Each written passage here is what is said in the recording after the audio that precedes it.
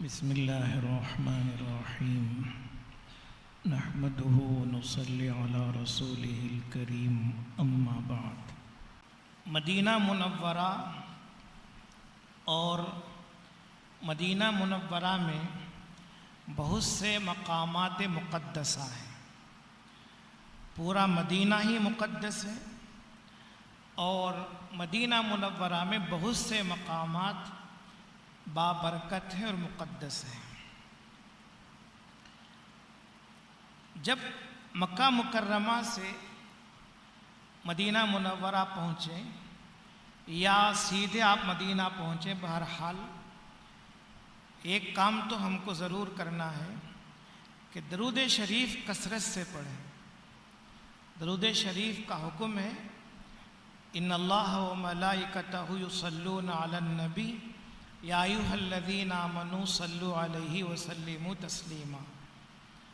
تو درود شریف اس آیت کریمہ کی روح سے زندگی میں ایک مرتبہ پڑھنا فرض ہے اور کثرت سے پڑھنا اور پڑھتے رہنا سنت اور مستحب ہے۔ لہٰذا درود شریف زیادہ سے زیادہ پڑھیں۔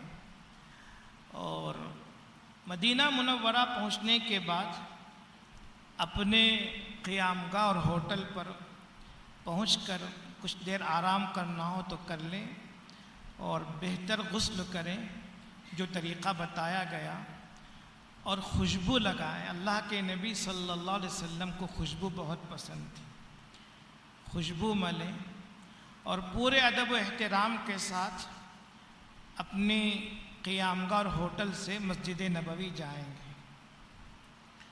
مسجد نبوی دنیا کی دوسری مقدس مسجد ہے، اور 3 مسجدیں ایسی ہیں جہاں مستقل سفر کر کے جانے کی اجازت ہے۔ ایک تو مسجد حرام، دوسری مسجد نبوی، تیسری مسجد اقصیٰ، کہ نماز پڑھنے کی نیت کر کے بھی یہاں جانا بہت فضیلت کی بات ہے۔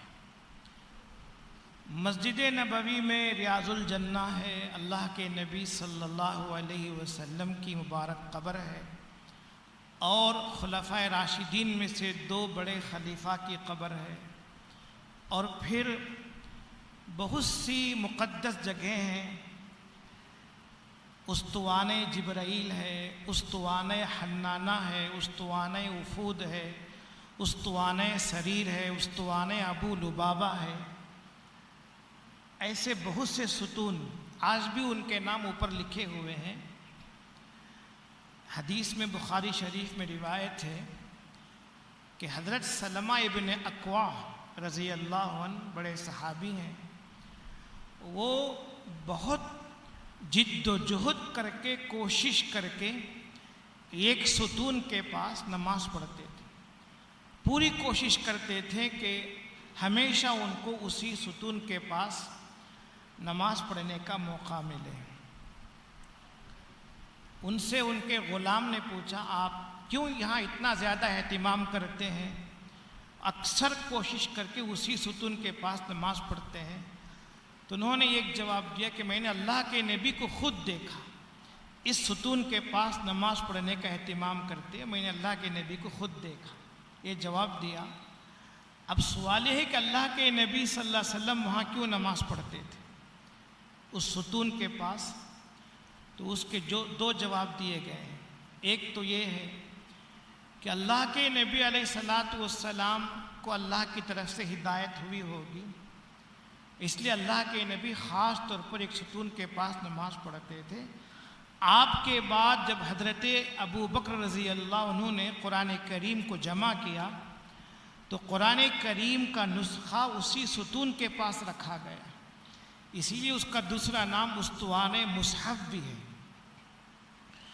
تو بتانا یہ ہے کہ جگہ جگہ وہاں بابرکت ہے، مقدس ہے، لہٰذا مسجد نبوی جائیں بڑے باادب اور درود شریف پڑھتے ہوئے عظمت کے ساتھ، اور مسجد نبوی میں اس باب جبرائیل سے داخل ہونے کی کوشش کریں۔ باب جبرائیل سے جانا سنت ہے، لیکن اکثر ادھر سے جانا مشکل ہوتا ہے، دروازہ تو کھلا رہتا ہے، کبھی جانے دیتے اور اکثر جانے نہیں دیتے۔ تو جس دروازے سے بھی ممکن اور آسانی ہو اندر جائیں، دایاں پیر سیدھا پیر پہلے داخل کریں، بسم اللہ والصلاۃ والسلام علی رسول اللہ، رب اغفر لی ذنوبی وافتح لی ابواب رحمتک، یہ کہہ کر اندر داخل ہوں اور اعتکاف کی، نفل اعتکاف کی نیت بھی کریں۔ پہلے ایسا ہوتا تھا کہ مسجد نبوی کے اندر سے ہی زیارت کے لیے موقع ہوتا تھا، لیکن آج کل ترتیب بدل دی گئی کہ مسجد نبوی سے پھر باہر آنا پڑتا ہے۔ بہتر یہ ہے کہ پہلے مسجد نبوی جائیں، فرض نماز کا وقت ہو، تحیۃ المسجد سنت وغیرہ ادا کریں، فرض نماز ادا کریں، پھر باہر آ کر جو زیارت کا طریقہ ہے اس طریقے سے کریں، یا اگر فرض نماز کا وقت نہیں ہے تو تحیۃ المسجد پڑھ کر باہر آ جائیں، اور باہر سے درود شریف پڑھتے ہوئے وہاں آئیں گے باب السلام پر، باب السلام سے داخل ہوں گے اور وہی مسجد کا حصہ ہے، دعا پڑھ کر درود پاک پڑھتے ہوئے روضہ اقدس پر حاضری دیں گے، اور نہایت ادب کے ساتھ، نہایت عظمت کے ساتھ درود پڑھتے ہوئے قریب جائیں، اور جو درود کے صیغے ہیں، الصلاۃ والسلام علیک یا رسول اللہ، الصلاۃ والسلام علیک یا حبیب اللہ، الصلاۃ والسلام علیک یا خیر خلق اللہ، الصلاۃ والسلام علیک یا خیرت اللہ، الصلاۃ والسلام علیک یا خاتم النبیین یا شفیع المذنبین یا رحمت للعالمین، ان میں سے اکثر الفاظ کہیں، اور روضہ اقدس کے پاس وہاں تو علامت ہے، کھڑے ہو کر کچھ دیر یہ الفاظ کہتے رہیں، پھر وہاں سے ایک ہاتھ آگے بڑھیں، ایک ہاتھ آگے بڑھیں تو وہاں حضور پاک صلی اللہ علیہ وسلم کے یار غار اور آپ کے رفیق محترم حضرت سیدنا ابوبکر صدیق رضی اللہ عنہ کی خبر ہے، وہاں آئیں، یہاں السلام علیک یا خلیفۃ رسول اللہ، السلام علیک یا ابا بکر صدیق، السلام علیک یا وزیر رسول اللہ، السلام علیک یا صاحب رسول اللہ، ان الفاظ سے سلام کہیں، پھر ایک ہاتھ آگے بڑھیں اور ایک ہاتھ آگے بڑھ کر حضرت سیدنا عمر رضی اللہ عنہ کی خبر ہے، 2 قدم کہیں یا ایک ہاتھ کہیں، بات ایک ہی ہے، یہاں بھی السلام علیک یا امیر المومنین، السلام علیک یا عمر بن الخطاب، السلام علیک یا عمر الفاروق، السلام علیک یا صاحب رسول اللہ یا وزیر رسول اللہ وغیرہ کے الفاظ سے سلام کہیں، پھر مسجد نبوی آ کر 2 گانا صلاۃ الشکر پڑھیں، جو یہ عظیم نعمت حاصل ہوئی ہے، اللہ کے حضور دعا مانگیں، اور ان حضرات کے طفیل میں اللہ سے اپنی مغفرت کی، پوری امت کی مغفرت کی دعائیں مانگیں، اور جس قدر اللہ سے مانگنا ہو مانگیں، اللہ کے نبی علیہ السلام کی شفاعت اور سفارش مانگیں کہ میدان حشر میں آپ کی شفاعت کے بغیر حساب کتاب شروع ہی نہیں ہو سکتا ہے، اور جب بھی موقع ہو یہاں جائیں اور اسی ترتیب سے سلام اور صلاۃ السلام بھیجیں، قریب جائیں تو الصلاۃ والسلام علیک یا رسول اللہ کہیں، دور سے صرف درود پاک پڑھیں، جو درود ابراہیم ہے، اللہم صلی علی محمد وعلی آل محمد کما صلیت، یا اور کوئی درود ہے، اللہم صلی وسلم علی نبینا محمد سب سے آسان ہے وصلی اللہ علی النبی الامی وصلی اللہ علی النبی الامی وصلی اللہ علی النبی الامی، مدینہ منورہ کے قیام میں کثرت سے پڑھتے رہیں۔ درود پاک سے بڑا تحفہ کوئی نہیں، پڑھتے رہیں۔ غالباً سعد بن ابی وقاص رضی اللہ عنہ کی حدیث ہے، انہوں نے کہا یا رسول اللہ، ایک خاص وقت میں درود پڑھتا ہوں، تو اس وقت میں سے کتنا وقت میں درود کے لیے رکھوں؟ ایک خاص وقت، مثلا عصر کے بعد مغرب تک یا مغرب سے غروب تک، وقت تو نہیں بتایا گیا، ایک خاص وقت میں درود پڑھتا ہوں، کتنا وقت میں درود کے لیے رکھوں؟ اللہ کے نبی نے فرمایا تمہاری مرضی۔ انہوں نے کہا کہ ایک تہائی درود کے لیے رکھتا ہوں، بقیہ دوسرے ذکر و اذکار کے لیے۔ ٹھیک ہے، لیکن اگر بڑھا دو تو اچھا ہے۔ انہوں نے کہا پھر ٹھیک ہے، آدھا وقت درود کے لیے، آدھا وقت دوسرے ذکر و اذکار کے لیے۔ آپ نے فرمایا ٹھیک ہے، بڑھا دو تو اچھا ہے۔ پھر انہوں نے کہا 2/3 درود کے لیے، بقیہ دوسرے ذکر و اذکار کے لیے۔ آپ نے فرمایا ٹھیک ہے، بڑھا دو تو اچھا ہے۔ انہوں نے کہا پورا وقت ہی درود کے لیے رکھ لیتا ہوں۔ آپ نے فرمایا پھر سنو، 2 فضیلت، 2 باتیں حاصل ہوں گی۔ ایک بات تو یہ حاصل ہوگی کہ تمہاری مغفرت ہو جائے گی، اور دوسری بات یہ حاصل ہوگی کہ تمہارا غم دور ہو جائے گا۔ حدیث پاک میں، بخاری شریف میں یہ حدیث آئی ہے کہ اللہ تبارک و تعالی تمہارے غم سے خود ہی کافی ہو جائیں گے، غم کو دور کر دیں گے۔ ہم کچھ 2 ہی باتیں چاہیے، ایک تو دین میں بیڑا پار ہو جائے اور دنیا کے غم دور ہو جائے، تو دونوں نعمتیں یہاں حاصل ہوتی ہیں۔ مسجد نبوی میں ایک اور عمل ہے، وہ 40 نمازیں باجماعت تکبیر اولیٰ کے ساتھ ادا کرنے کا۔ حدیث پاک میں فضیلت آئی ہے، باجماعت تکبیر اولیٰ کے ساتھ 40 نمازیں پڑھی جائیں تو نفاق، منافق ہونے سے اور عذاب جہنم سے بری ہونے کا پروانہ یعنی خوشخبری حاصل ہو جاتی ہے۔ لہٰذا 40 نمازیں باجماعت تکبیر اولیٰ کے اہتمام کے ساتھ اس نیت کے ساتھ پڑھیں کہ ہمیشہ زندگی بھر اللہ اس کی توفیق دے دے۔ صرف 40 نمازیں پڑھ کر آزاد ہونا نہیں ہے۔ مولانا احتشام الحق تھانوی رحمۃ اللہ علیہ نے ایک لطیفہ بھی سنایا ہے یہاں، کہ ایک مولوی صاحب نے بیان کیا کہ 40 نمازیں فجر کے ساتھ اگر پڑھو گے باجماعت تو اللہ تعالیٰ تمہیں بھینس دیں گے۔ تو دیہات کا آدمی تھا، اس نے 40 نمازیں باجماعت فجر کی 40 نمازیں یعنی 40 دن نماز فجر باجماعت ادا کی۔ 40 دن کے بعد 41ویں دن آ گیا، کہا کہ بھینس کہاں؟ تو انہوں نے کہا کہ میں نے اس لیے کہا تاکہ تمہیں نماز کی عادت ہو جائے، تھوڑے ہی بھینس بیل گائے ملے گی۔ اس نے کہا مجھے معلوم تھا آپ جھوٹا وعدہ کر، اسی لیے میں نے پوری نمازیں بے وضو پڑھی تھی۔ 40 کی 40 نمازیں میں نے بے وضو پڑھی تھی، نعوذ باللہ من ذالک۔ تو یہ تو نہیں ہے کہ 40 دن پڑھ کر یعنی 40 نمازیں پڑھ کر ہم آزاد ہو جائیں۔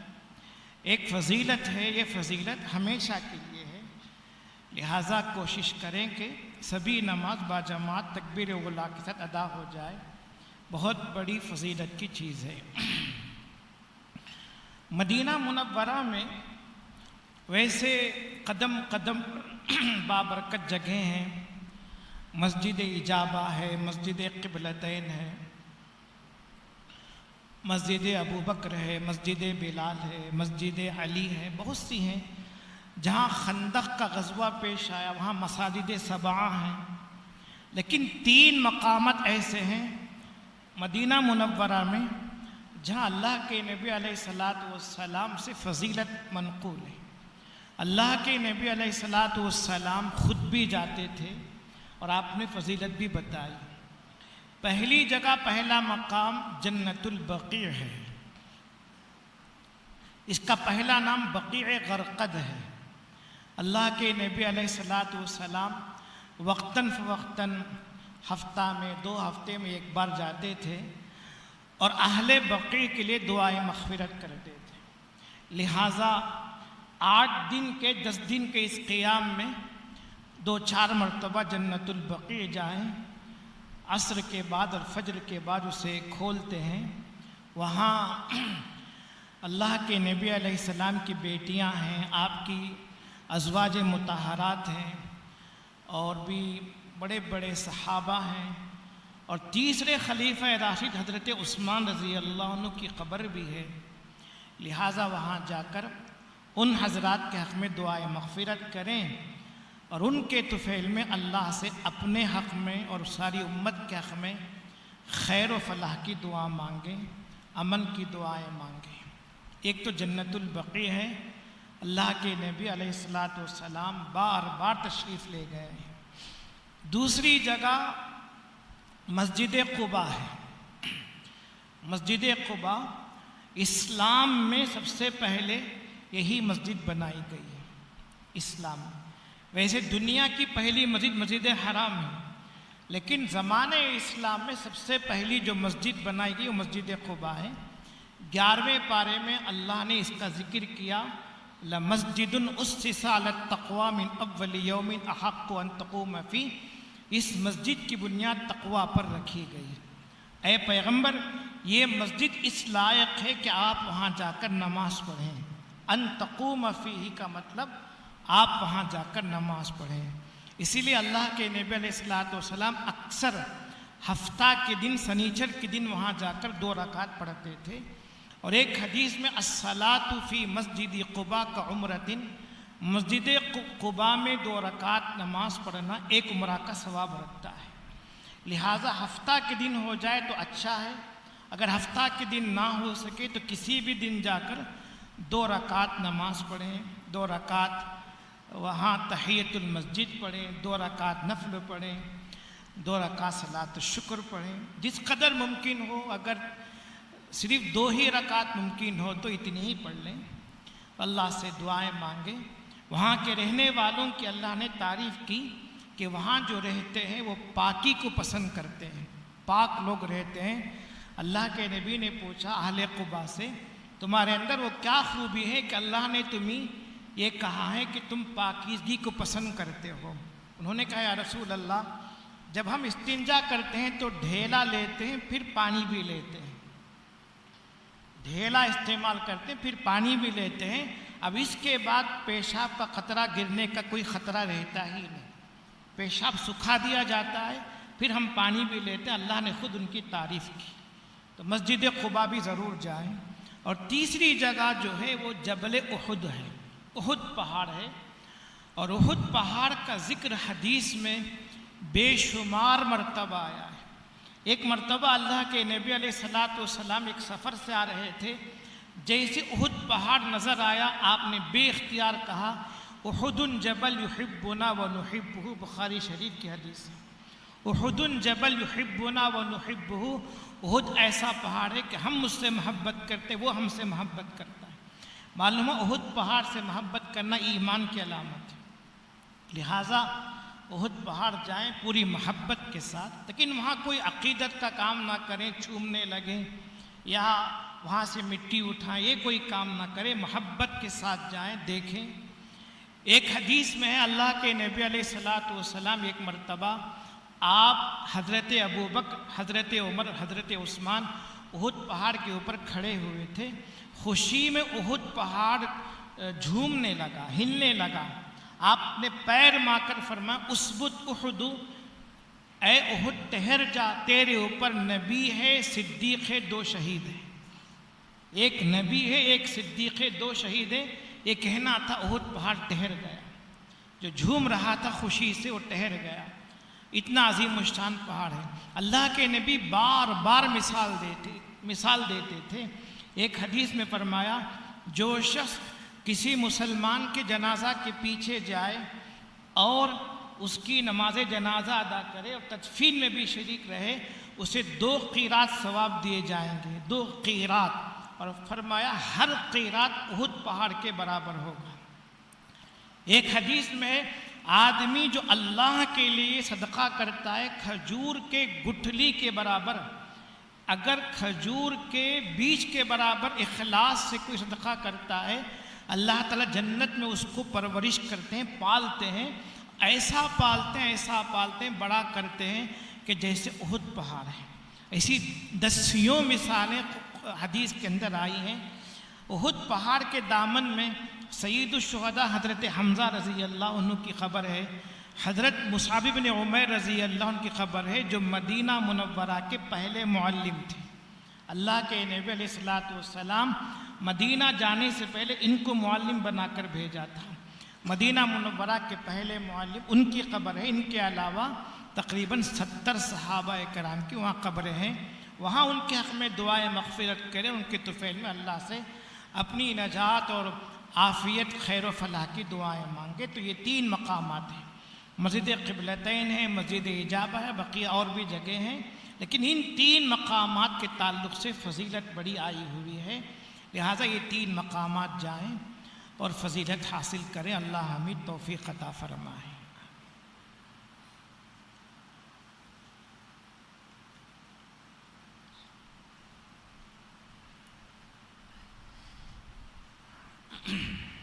اسطوانہ مصحف، اس کا صحیح نام مجھے یاد نہیں ہے، لیکن یہ نام بعد میں پڑا ہے یا پہلے سے ہے۔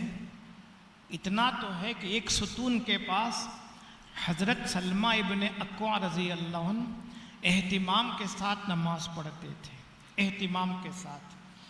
ان سے جب پوچھا گیا تو انہوں نے کہا اللہ کے نبی بھی یہاں نماز پڑھتے تھے، اور محدثین کہتے ہیں غالباً اسی وجہ سے جو قرآن تیار ہوا، مصحف تیار ہوا، اس کو وہاں رکھا گیا، اللہ کے نبی علیہ الصلوۃ والسلام کے وہاں اہتمام کے ساتھ نماز پڑھنے کی وجہ سے۔ اس کے علاوہ اور کیا وجہ ہے وہ معلوم نہیں، اللہ بہتر جانتے ہیں۔ ہاں ایک بات رہ گئی، اچھا کیا کہ مدینہ منورہ کی ایک بہت مقدس جگہ ریاض الجنہ ہے۔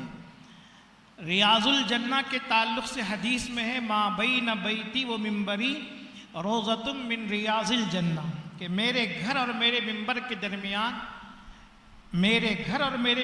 کے درمیان جو ٹکڑا ہے وہ جنت کا ٹکڑا ہے، جنت کے ٹکڑوں میں سے ایک ٹکڑا ہے، اور وہاں نماز پڑھنا بڑی سعادت ہے۔ آج کل بڑی سختی ہے، لہٰذا 1 بار 2 بار جس قدر ہو سکے وہاں جائیں، نماز پڑھیں، 2 رکعت پڑھیں، اللہ کے حضور خوب دعائیں مانگیں۔ منبر رسول، منبر تو آج کا بنا ہوا ہے، لیکن جہاں اللہ کے نبی علیہ السلام کا منبر رکھا ہوا تھا وہیں آج بھی منبر رکھا ہوا، اور جو محراب ہے وہاں اتنی شکل ہے کہ اللہ کے نبی علیہ الصلوۃ والسلام کے جہاں قدم پڑتے تھے آج اپنا سر وہاں پہنچتا ہے۔ اسی لیے محراب کو بہت بڑا کر کے بنائے ہیں، جہاں اللہ کے نبی کے قدم پڑتے تھے آج وہاں ہمارا سر پڑتا ہے۔ یہ بھی بڑی سعادت کی، فضیلت کی بات ہے۔ تو ریاض الجنہ بڑی مقدس جگہ ہے، تو ریاض الجنہ میں ایک دعا ضرور کریں، اے اللہ دنیا میں جنت میں آپ نے ہمیں داخل کیا ہے، اس کے صدقے میں جو حقیقی جنت ہے وہاں بھی داخل کیجیے، وہاں بھی، اور جنت میں آپ نے داخل کر دیا اپنے فضل سے، اب اے اللہ اس سے کبھی نہ نکالیے، یعنی جنت میں حقیقی جو جنت ہے وہاں پہلا داخلہ نصیب ہو جائے۔ اسی لیے علماء نے یہ مسئلہ لکھا ہے، اگر کوئی قسم کھا لے کہ میں جنت میں کھجور کھاؤں گا اور ریاض الجنہ پہنچ کر کھجور کھا لے تو اس کی قسم پوری ہو جائے گی، اس لیے کہ جنت کا ٹکڑا کہا تو یہ حقیقی جنت کا ٹکڑا ہو گیا، یہ جنت کا حقیقی ٹکڑا ہو گیا، اس میں کوئی مثال نہیں دی گئی، آپ نے حقیقی بات بتائی ہے، لہٰذا اللہ سے خوب دعائیں مانگیں۔ اس کے علاوہ کوئی بات رہ گئی ہے؟ جنگ بدر وغیرہ کوئی ضروری نہیں، وہ اختیاری چیز ہے۔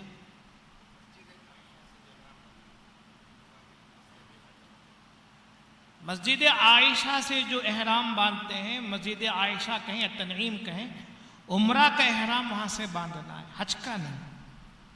جب 8ویں ذی الحجہ کو آپ حج کا احرام باندھیں گے، اپنے ہوٹل سے باندھیں، حرم شریف سے باندھیں، مسجد حرام سے باندھے، مسجد عائشہ نہیں جائیں گے۔ مسجد عائشہ جب جائیں گے جب آپ کو عمرہ کرنا ہے۔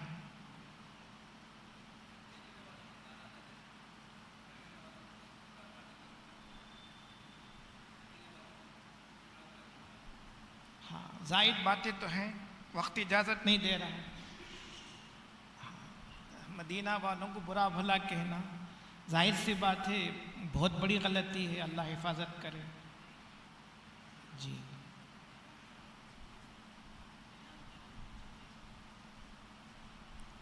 احرام کی حالت میں نکر کا استعمال جائز نہیں۔ جی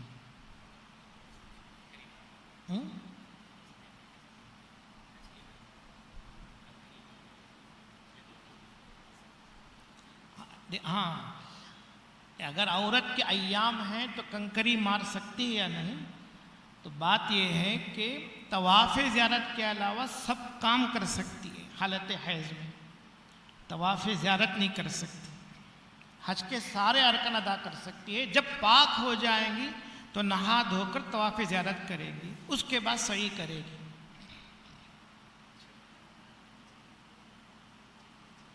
چھتری کا استعمال کر سکتے ہیں، کوئی حرج نہیں۔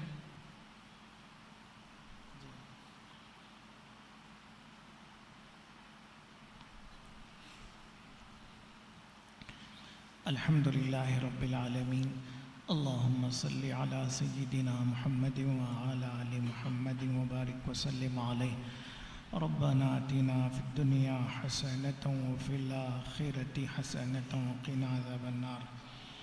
اے اللہ ہم سب کو حج مبرور نصیب فرما، مقبول عمرہ نصیب فرما، اور روضہ اقدس کی مقبول زیارت نصیب فرما، بار بار حرمین شریفین کی زیارت نصیب فرما، عافیت اور برکتوں کے ساتھ نصیب فرما۔ اے اللہ حرمین شریفین آپ کی مقدس نعمتیں ہیں، اے اللہ بار بار ان دونوں مقامات مقدسہ کی زیارت نصیب فرما۔ اے اللہ جو حجاج حج پر جا رہے ہیں ان کا حج آسان فرما، قدم قدم پر آسانی نصیب فرما، مشکلات آسان فرما، پریشانیوں سے حفاظت نصیب فرما، عافیت اور سلامت کے ساتھ جا کر، عافیت اور سلامت کے ساتھ حج کر کے، عافیت کے ساتھ گھر آنے کی توفیق عطا فرما۔ ان کی حاضری میں بھی، ان کی غیبوبت میں بھی اے اللہ حوادثات سے حفاظت فرما، حادثات سے حفاظت فرما۔ اے اللہ اسباب نصیب فرما، اسباب نصیب فرما۔ اے اللہ اس مجلس کو قبول فرما، جو حضرات اس کا انتظام کیے ہیں، اس کے لیے خرچ کیے ہیں، انہیں جزائے خیر نصیب فرما، ان کے کاروبار میں برکت نصیب فرما، کاروبار میں برکت نصیب فرما، مسلمانوں کے کاروبار میں ملازمت میں برکت نصیب فرما، رزق حلال نصیب فرما، ہماری پریشانیوں کو دور فرما۔ اے اللہ وقت کے خلاف جو قانون پاس ہوا ہے اسے ناکام فرما، ناکام فرما، اہل غزہ اور اہل فلسطین کی مدد و نصرت فرما۔ اے اللہ اسرائیل کو تباہ فرما، ظالموں کو تباہ فرما۔ ان دعاؤں کو اپنی مہربانی سے قبول فرما، برحمتک یا ارحم الراحمین۔ الحمدللہ۔